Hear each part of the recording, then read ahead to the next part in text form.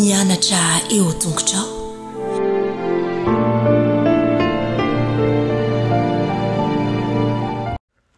Miarabantsika tsirairay avy-indray tonga eto amin'ny fandraisana lesona ho an'ny lehibe sika amin'ity anio ity. Misaotra an'Andriamanitra hatrany sika izay manome ny fahamarinany amintsika tsirairay avy. Alohan'ny dirantsika ny amin'ny lesona anio dia hivavaksika. Andriamanitra tsara indezan-danitro mbola velom-pisaoranao izahay ny amin'ny fitantananao anay. Misaotra indrindra Tompo satria manome zava-tsoa anay mandrakariva ianao. Meteza ianao hiasa ny avy amin'ny fiainanay tsirairay avy. Ka ny fiainanay rehetra dia atolotra ianao, na ny hoavinay na ny fikasahanay eny fa na ny ankonanay tsirairay avy eto azy. Mitenena ray aho fa voninkainao izahay aminaran'i Jesosy. Amen. Lohateny lesona antsika androany dia manao hoe Jesosy sy Maria. Ny Jaona 20 no hodin'itsika anio.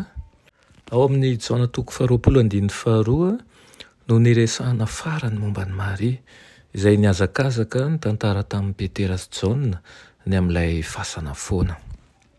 Niazakazaka tany amin'ny fasana izy ireo lahy ary fotoana elaela tao aorian'izy ireo dia niverina tany amin'ny fasana indray Maria. Niala teo amin'ny fasan'ny Petera sy Jaona rehefa nandinika tsara ny zava-nisy. Maria kosa rehefa niverina dia nijanona teo nitomany. Inona fa be tokoa ilay ranomasina rotsaky Maria izay tao anatin'ny andro vitsivitsy lasa izay. Nanampitsotraka koa ity tsoe-javatra ity, niondrika, nitsiritra ary nitsirika, nandinika tao amin'ny fasana izy. Taitra izy nahita anjely roa mitafy lamba fotsy mipetraka teo amin'ilay nandriny fatin'i Jesosy.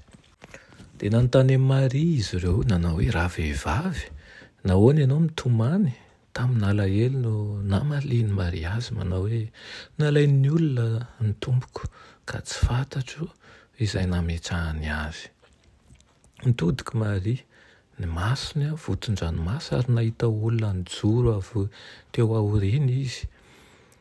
Nanao teny mitovy amin'ny ireo anjely ity olo tsy fantatro ity, nanao hoe raha vehivavy nahoana ianao mitomany? Iza no tadiavinao? No heveriny fampiandry no niresahany ka nangataka ny fanampiana izy hitady ny fatin'i Jesosy. Izao fotsiny no nilazain'ireto olo tsy fantatra reto ry Maria, fa nambarana fohy nanovan'izao tontolo izao izany. Taitra Maria, tampoka teo dia fantany fa Jesosy nitsangana tamin'ny maty no niresaka taminy. Ninino teny tamin'ny Maria Jesosy mba tsy azo nahazy satria tsy maintsy hiakatra ho any amin'ny rainy aloha izy. Fa ny anjarany kosa dia ny mandeha manambara amin'ny mpianatra ny tenin' Jesosy manao hoe miakatra ho any amin'ny raiko aho sy ny rainareo ary ho any amin'ny Andriamanitro sy Andriamanitrareo.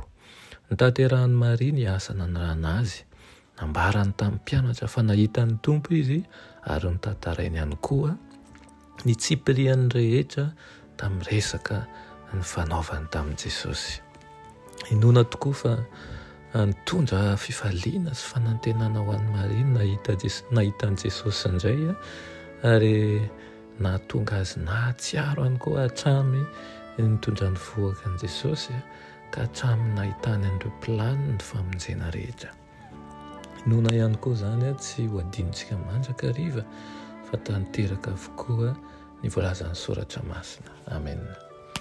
Andriamanitra tsara indezan-danitro mbola misaotra anao izahay ny amin'izany teninao izany, tahaka ny nisehoanao amin'ny Maria na ny nisehoanao amin'ireo mpianatra.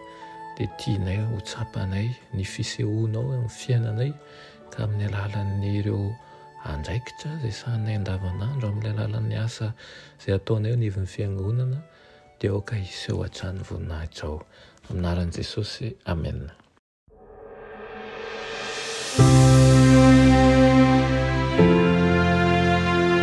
Mianatra eo an-tongotry Jesosy isan'andro.